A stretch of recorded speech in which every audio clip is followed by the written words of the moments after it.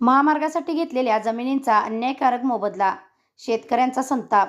राष्ट्रीय महामार्ग क्रमांक 48च्या सहापदरीकरणासाठी संपादित करण्यात आलेल्या जमिनींच्या मोबदल्यावरून आता शेतकऱ्यांमध्ये तीव्र नाराजी पाहायला मिळत आहे। सातारा जिल्ह्यातील वराडे परिसरातील शेतकऱ्यांनी प्रशासनाविरोधात आवाज उठवत गंभीर आरोप केले आहेत। राष्ट्रीय महामार्ग क्रमांक 48 म्हणजे जुन्या NH4च्या सहापदरीकरणासाठी मौजे वराडे येथील अनेक शेतकऱ्यांच्या जमिनी संपादित करण्यात आल्या। शासनाकडून मोबदला देण्यात आला असला तरी तो अत्यंत कमी आणि असमाधानकारक असल्याचा आरोप शेतकऱ्यांनी केला आहे। शेतकऱ्यांचे म्हणणे आहे की जमिनीचे मूल्यांकन करताना प्रत्यक्ष बाजारभावाचा विचार करण्यात आला नाही। याशिवाय जमिनीतील फळझाडे, इतर झाडे, विहीर, पाईपलाईन तसेच बांधकामाचे योग्य मूल्यांकन करण्यात आले नाही। इतकेच नव्हे तर काही ठिकाणी इतरांच्या नावावर सुविधा दाखवून मालकांना नुकसान भरपाई नाकारण्यात आल्याची गंभीर तक्रारही समोर आली आहे। गट क्रमांक 264 ब, 285, 245, 294 आणि 244 मधील जमिनींच्या पुनर्मूल्यांकनाची मागणी शेतकऱ्यांनी केली आहे। याआधी MIDCसाठी संपादित केलेल्या जमिनींचाही योग्य मोबदला मिळाले नसल्याची खंतही त्यांनी यावेळी व्यक्त केली। दरम्यान संपादित जमिनीमुळे शेतकऱ्यांच्या ये-जा करण्याचा रस्ताही बंद झाल्याची तक्रार आहे। परिसरात भिंत उभारल्यामुळे रहदारीस अडथळा निर्माण झाल्याचा आरोपही करण्यात आला आहे। तसेच 22 ऑगस्ट 2024 रोजी दिलेल्या अर्जावर अद्याप कोणतीही ठोस कारवाई झालेली नसल्याचे शेतकऱ्यांचे म्हणणे आहे।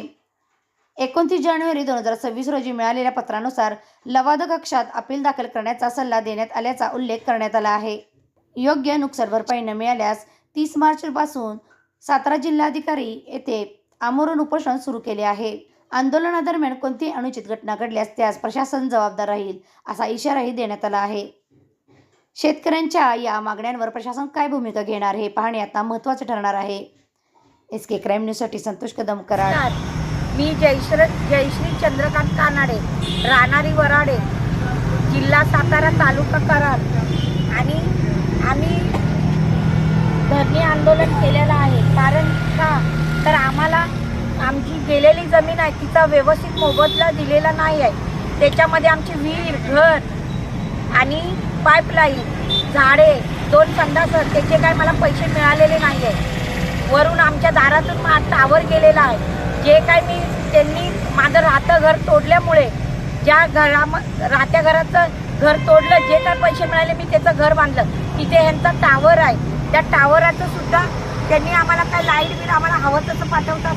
त्याच्याबद्दल बी आम्हाला बाबा काय माफ बीफ नाही तर तुम्हाला फ्रीमध्ये लाईट काही नाही। आणि टोल भरायला सुद्धा आम्हाला लावतात, टोलचे बी पैसे आमच्याकडनं घेतात, काही आम्हाला माफ नाही। एवढे आम्ही मदत करून एकदा सोडून 4 वेळा आम्ही जमीन दिलेली आहे।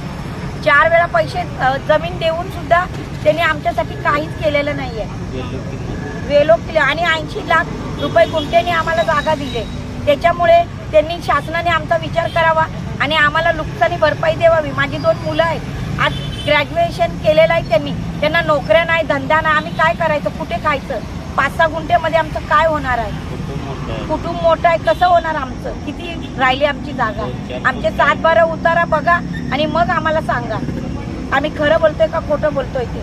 दुसरी गोष्ट, जिल्हाधिकाऱ्यांनी न्याय द्यावा। अधिकाऱ्यांना एवढी आमची विनंती आहे की आम्हाला न्याय द्या। आम्हाला आमचे जीव जाण्याचे वाचवा तुम्ही, नाही तर आम्हाला तेच करावं लागणार आहे।